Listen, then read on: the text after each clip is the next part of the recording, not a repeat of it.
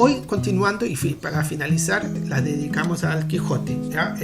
Tengo una edición más conocida hoy en día que fue para el cuarto centenario de la Academia Española y con la asociación de las academias de la lengua española que hay en todo el mundo, principalmente en los países que hablan oficialmente el español, pero otros también. En Filipinas, por ejemplo, no, oficialmente ahora no, es el inglés, pero tiene academia de la lengua española porque ya fue, antes de la Segunda Guerra Mundial, Filipinas, la lengua oficial era el español. Bueno, ahí está la parte de historia. No sé si ustedes conocen. En la Segunda Guerra Mundial, para invadir Filipinas, quien podía resistir eran los descendientes, no españoles, los descendientes españoles, ¿no? Y una de las características de los españoles que no solo llevaron la lengua a los lugares que se establecieron, como también las creencias, costumbres, creencias, entonces la religión católica. Entonces muchos españoles eran católicos, entonces para refugiarse de la guerra buscaban refugio en las iglesias, porque las iglesias, por ser del Vaticano, que es otro estado que no entra en guerra, en principio no pueden ser atacadas. Entonces una persona que está en la iglesia no puede ser atacada, no puede ser presa, ¿no? Porque es un territorio del Vaticano, ¿no? Y ahí crearía un conflicto internacional. Entonces normalmente las iglesias se preservan, ¿eh? Pero bueno, no siempre. Y en Filipinas lo que hicieron, se refugiaron en la iglesia, lo que hicieron fueron bombardear las iglesias. Hay una manera de eliminar la posible resistencia. Cualquier semejanza con otras actividades contra iglesias en el presente no es mera coincidencia, porque hay ataques, ¿no? Pueden inventar la disculpa que quieren, pero uno sabe que es, porque son las luchas de poder, ¿no? Que hay por ahí, que no es solamente o nada religioso, la verdad. Bueno, en fin, la semana pasada vimos el Quijote, la primera parte, hoy la de hoy en la segunda parte. Está del Biblioteca Virtual Miguel de Cervantes, que es cervantesvirtual.com, y aquí tenemos también una versión del Quijote, y ahí aparece la primera parte, porque para que no se confundan, que la primera parte, que fue editada en 1605, es dividida en varias partes, eso a veces confunde. Ahí por eso yo le dije ese inicio, que son aquí no viene esa separación, pero los primeros capítulos serían la primera parte y la primera parte, después la segunda parte y la primera parte. Eso confunde. Aquí en la biblioteca virtual Miguel de Cervantes no viene esa separación, ¿ya? Entonces ahí está, por ejemplo, nosotros vimos el prólogo, el prólogo de Desocupado Lector. Recuerden que leímos parte de eso, ahí aparecía el prólogo. Desocupado lector, sin juramento me podrás creer. Entonces es supuestamente el autor que se está conversando, se está dirigiendo al lector. Pero como todo autor, mismo que sea el autor, tenemos que ver si no está cumpliendo un papel, un personaje, ¿ya? Y eso puede pasar. En el prólogo puede pasar tranquilo, ya hace parte de la obra. Y ahí el famoso inicio, el capítulo 1, en un lugar de la Mancha, de cuyo nombre no quiero acordarme, no ha mucho tiempo, que vivía un hidalgo de lanza, astillero. Claro, y ahí ya empezamos en literatura, hay que interpretarlo. O sea, el propio La Mancha cabe para interpretaciones, bases literarias, y el texto, claro, y que conocemos del autor y que conocemos de otros intérpretes, uno puede interpretar qué significa esa mancha, no es solamente un lugar geográfico, y más que un lugar geográfico, sería un lugar de discurso, de discurso en el sentido de donde ocurren las cosas, pero ese donde no necesariamente es geográfico como lo entendemos en una clase de geografía, ¿ya? No, esa mancha no necesariamente es un lugar que está en el centro de, ahí de España. Así como en Cien Años de Soledad, Macondo no está en ningún lugar del mapa. ¿Ya? Si vamos a ver el mapa de América, en ninguna parte está Macondo. Porque es un lugar, pero un lugar ficticio y que no tiene realidad operatoria, no aparece en un mapa. ¿Ya? Y así muchas cosas, ¿no? En un lugar de la Mancha no es un lugar, y lugar en el español de esa época significaba una pequeña localidad, no es una ciudad, no es una villa, ¿no? Porque ya nos faltan los inteligentes que dicen no, porque en lugar de la Mancha, calculando dependiendo de cuánto se demoró por ahí para volver, tal, entonces y aparece ahí la noticia de que descubrieron cuál es el lugar de la Mancha es eso. No descubrieron nada. Para pensar que no, a veces ponen que es una villa, y una villa es una villa, un lugar es otra cosa, es menor, hay una clasificación menor, no es una villa.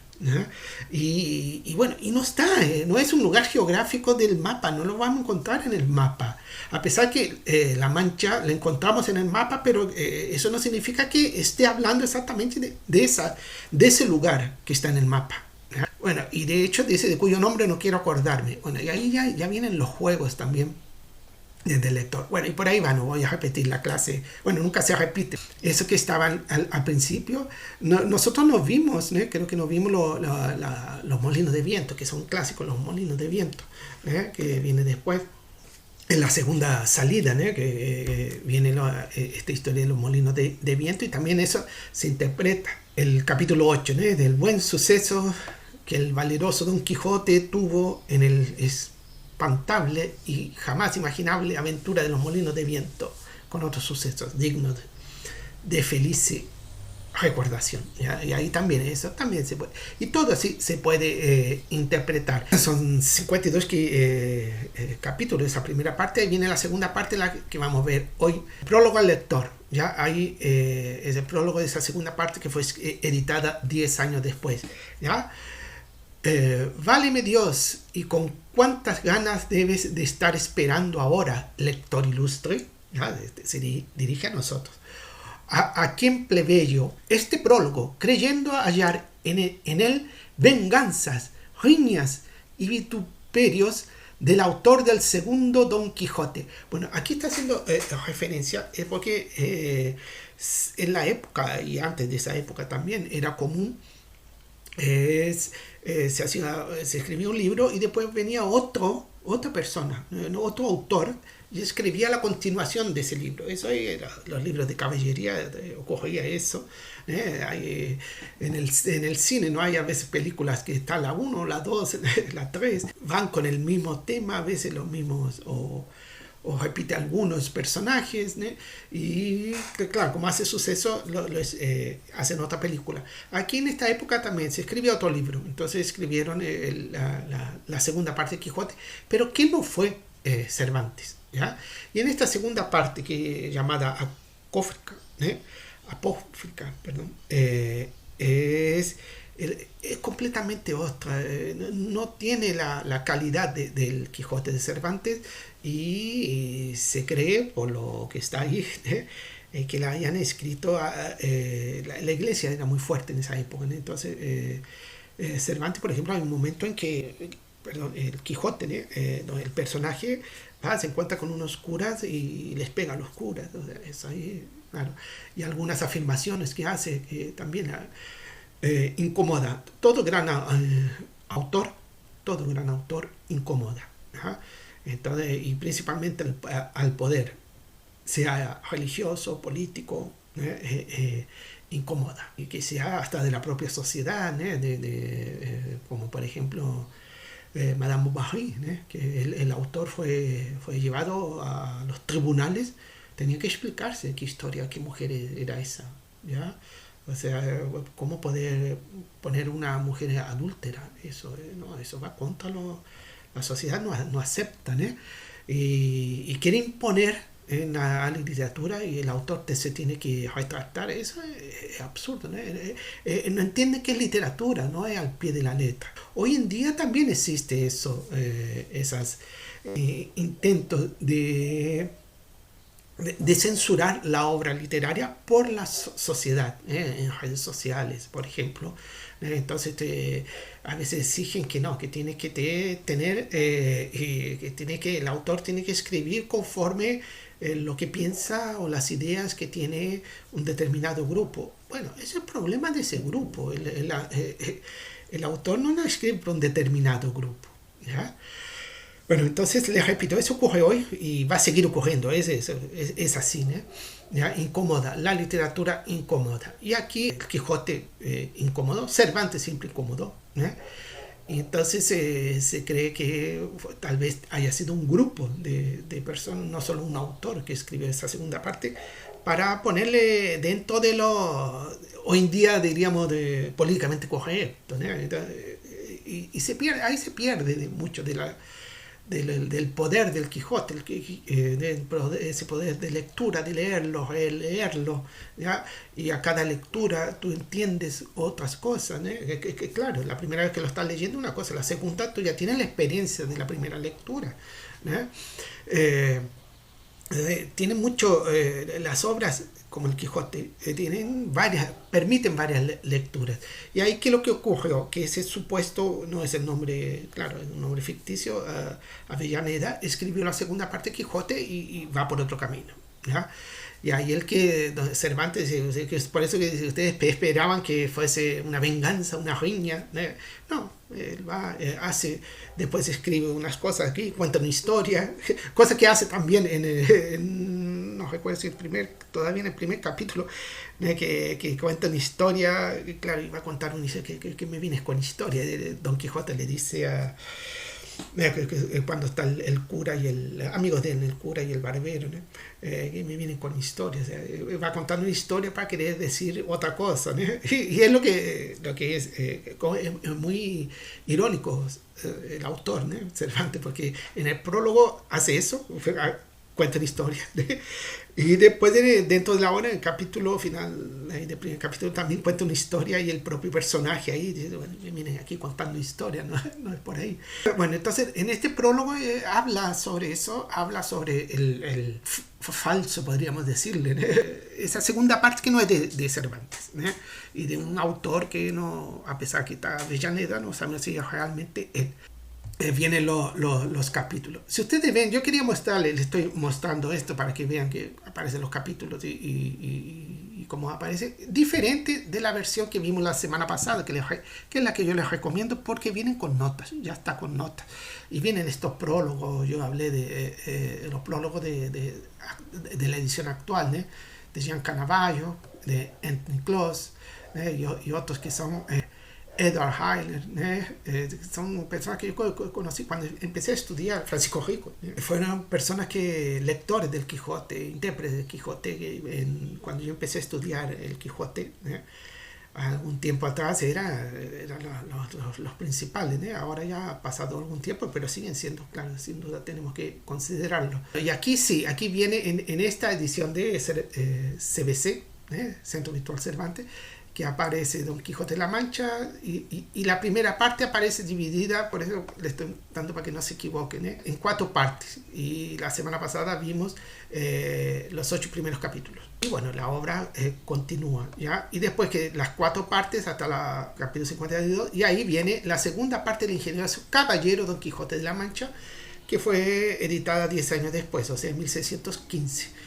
Y aquí de nuevo el prólogo ese que vimos y los capítulos, como les digo, están con las notas. Entonces están ahí todavía preocupados con Don Quijote, ya está en casa por la segunda vez, y se está recuperando, hasta no lo dejan que vea a su amigo Sancho Panza, porque Sancho Panza lo puede llevar. No se sabe si unos dicen que Sancho Panza, que mala influencia para Don Quijote, o para el Don Quijote es como él se llama, pero o si es él que es una mala influencia para Sancho Panza, y eso hace parte de la obra. Y interesante cómo empieza este primer capítulo, ¿no?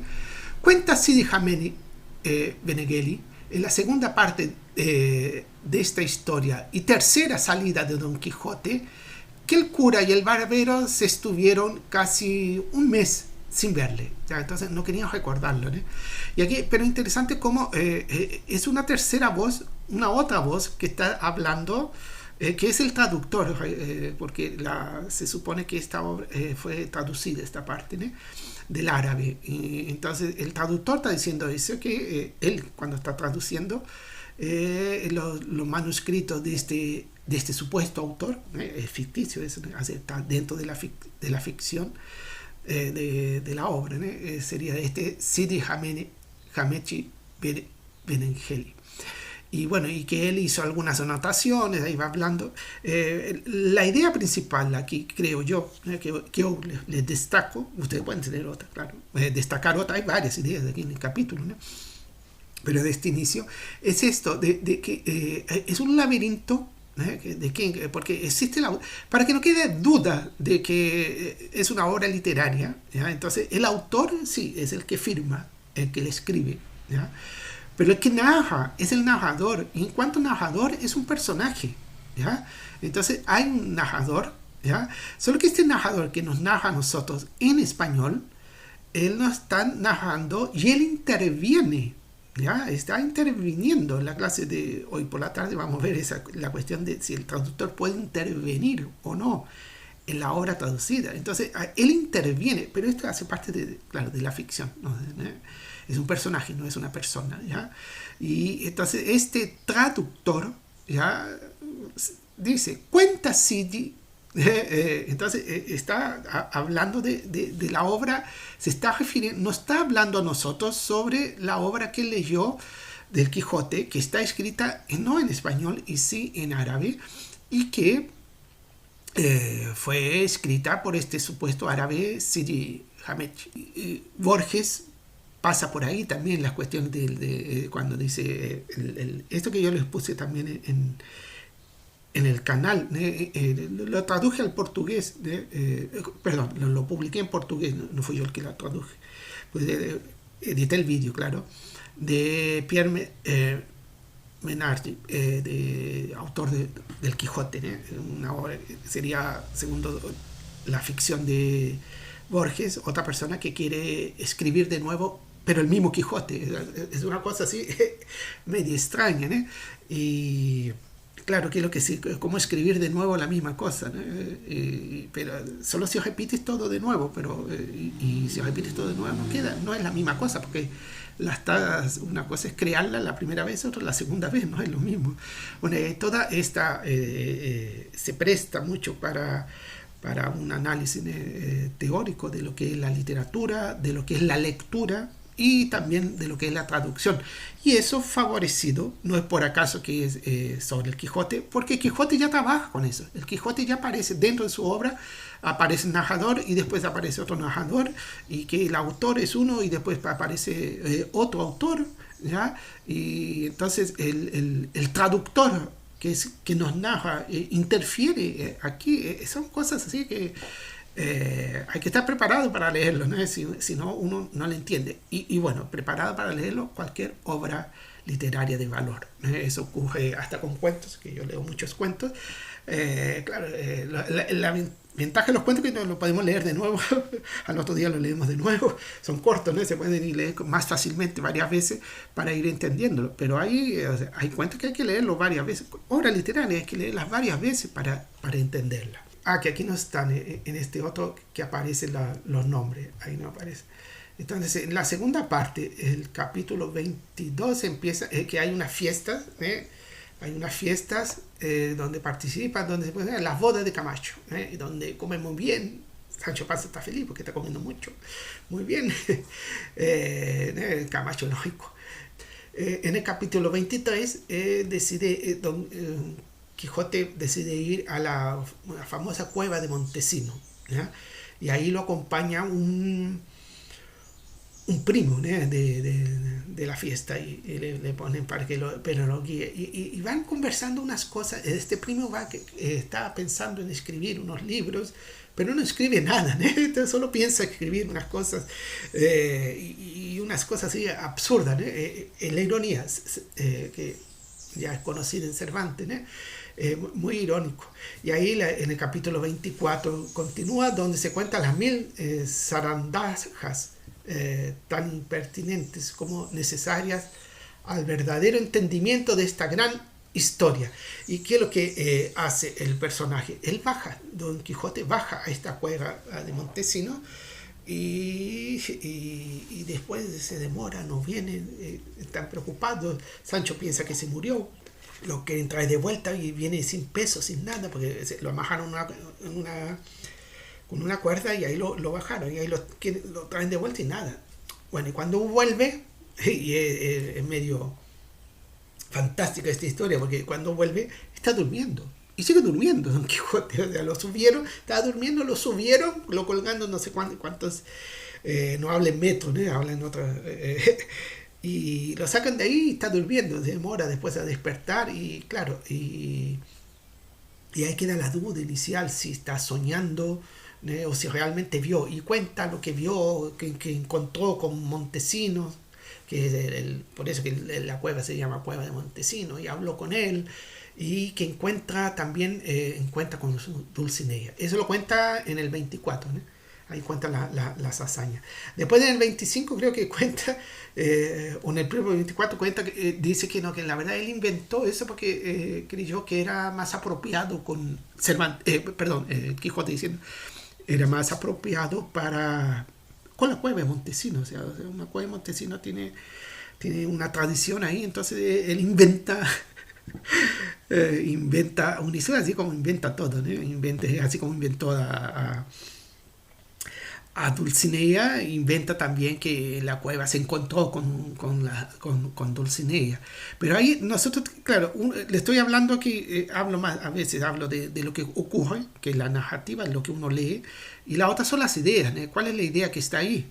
Cuando les digo eso de un traductor que habla con nosotros, que cambia algunas cosas, y está traduciendo una obra de otro autor, y que nosotros sabemos que ese autor también es ficticio, ¿no? No fue inventado, ¿no? Don Quijote, está eso en la obra, y dentro del personaje, Don Quijote, conocido como Don Quijote, que él inventa también, entonces él inventó ese nombre Don Quijote para él inventó el nombre de su caballo, él inventó que es un caballero andante, él inventa todo, él inventa una idea de justicia, él inventa una idea de libertad, y va inventando todo, ¿no? Y ahí cuando está en la cueva de Montesinos, el 22 es divertido como van caminando y como el primo va hablando de unas obras que él está va a publicar, pero la verdad no las ha escrito. Por eso es que está esa relación también con esta otra obra de Borges, ¿no? Que también es una obra invisible, supuestamente una obra invisible de un autor, de un supuesto autor, que claro, sería tal vez una obra que no fue escrita, ¿no? Tal vez solo leída, porque cuando uno lee la obra queda invisible, uno no la ve, ¿no? La lee, si yo les leo a ustedes, en un lugar de la Mancha de cuyo nombre no quiero acordar, eso ustedes no lo ven, ¿no? Solamente lo escuchan, entonces es una obra invisible. Bueno, esas son una de las interpretaciones, pero están relacionadas con el Quijote, ¿no? Eso está, esa idea está en el Quijote en cuanto a idea. Por eso que es importante destacar cuáles son las ideas, porque ahí vemos cómo esas ideas son trabajadas y cómo otros autores, por ejemplo Borges, toma eso y crea otra historia a partir de eso, ¿ya? Entonces ese juego que hay con la literatura que los propios personajes inventan y que Don Quijote también inventa, ¿eh? Entonces en la cueva de Montesinos, bueno, en un momento por aquí dice ahora que como voy leyendo, en un momento Don Quijote dice, sí, lo inventé porque pensé que era más apropiado con la cueva de Montesinos, ¿ya? Entonces Don Quijote también cumple un papel ahí como si fuese un creador de literatura. Entonces en vez de él cansado, bueno, a partir de las obras literarias que él leyó, de las historias de caballería, las novelas de caballería, él mismo crea, solo que en vez de escribir un libro, él actúa como tal. Entonces él, en vez de escribir un libro que un personaje llamado Don Quijote sale para libertar a los presos, para, claro, en busca de su amada, ¿ya? Él lo hace. ¿ya? Él lo hace, entonces es como si fuese un teatro, ¿ya?